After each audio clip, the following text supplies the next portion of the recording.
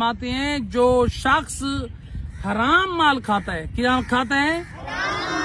अल्लाह के रसूल फरमाते जो हराम माल खाता है कयामत वाले दिन वो सूर की शक्ल में माशूर होगा।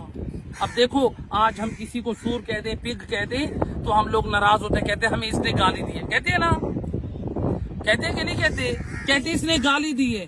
अल्लाह के रसूल फरमाते हराम चीजें छोड़ दो, स्कूल से किसी की चोरी चीज करके न खाओ, घर से किसी की चोरी न करो, लोगों से छीन कर न खाओ, किसी के पैसे गिरे हैं तुम्हारे सामने चोरी न करो। अल्लाह के रसूल फरमाते हराम चीज खाओगे तो कयामत वाले दिन तुम सूअर की शक्ल में नमूदार होगो। देखो मदरसे का ये फायदा है, एक बच्चे का 100 रुपया गुम हुआ, उसने मुझे कहा मौलाना साहब मेरा 100 रुपया गुम हो गया। ठीक, अब मैं रिक्शे में जब हम बैठे हैं तो मैंने कहा कि कंबर का 100 रुपया गुम हुआ है।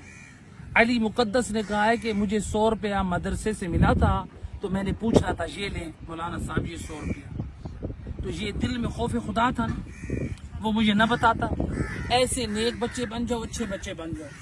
अल्लाह अब वो चाहता तो हमें न बताता ना 100 रुपए का। बेईमान हो सकता था या नहीं हो सकता था?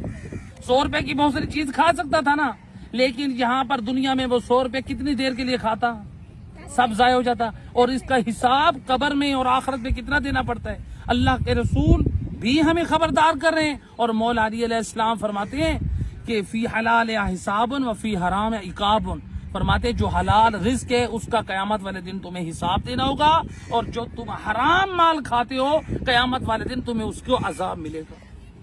लिहाजा बच्चों अच्छे बच्चे बनो, नेक बच्चे बनो, 5 वक्त के नमाजी बनो, बाअदब बनो, बाअखलाक बनो। घर में आओ तो सलाम करके आओ, घर में जाओ तो सलाम करो, लोगों को मिलो सलाम करो, बताओ हम अफजल हैं या रसूलुल्लाह? तो रसूल आजम सल्लल्लाहु अलैहि वसल्लम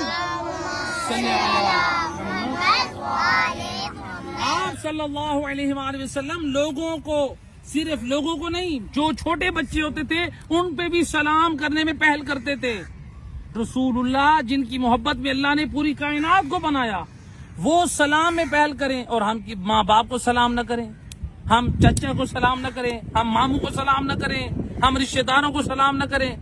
लिहाजा अहले बैत की तालीमात, हदीसे की साथ सुनते हैं ना आप लोग, हदीसे की साथ का मैसेज पंजतन पाक सलाम कर रहे हैं।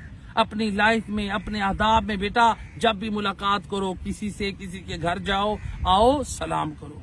समझ आ रही? और एक अहम मसाला, जब भी किसी के घर जाओ दरवाजा खटखटा के या बेल बजा के दरवाजे की एक साइड पे खड़ा हो जाएं।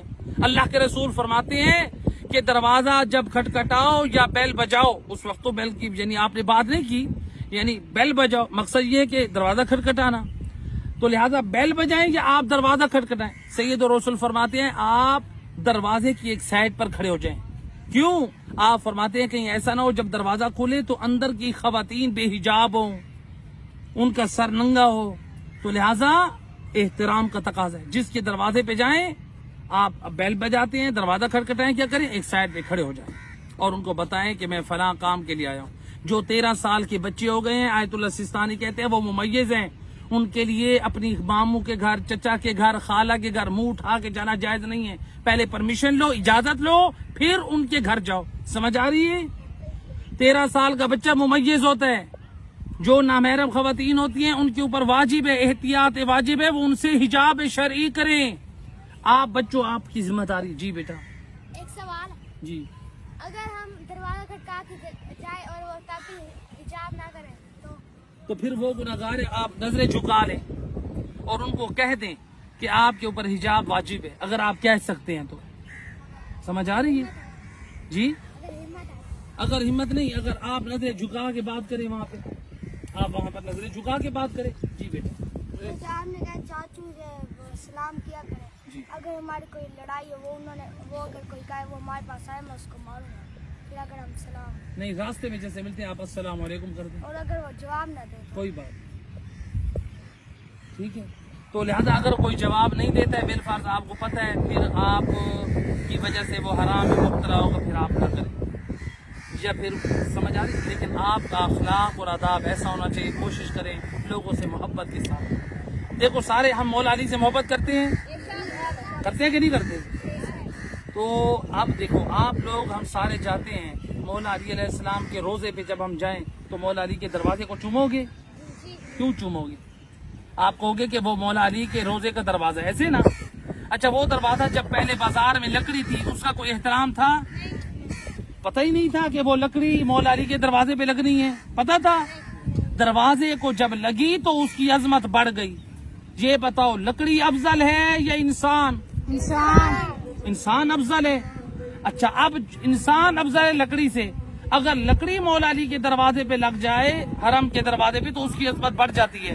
अगर इंसानों में किसी के दिल में मौला अली की मोहब्बत आ जाए, उसकी अजमत नहीं बढ़ती? बढ़ती है ना। लिहाजा मोमिनों के साथ मोहब्बत के साथ रहें, उनकी इस्लाह की बात करें, अच्छाई की बात करें। तो परवरदिगार से दुआ करें, मेहरबान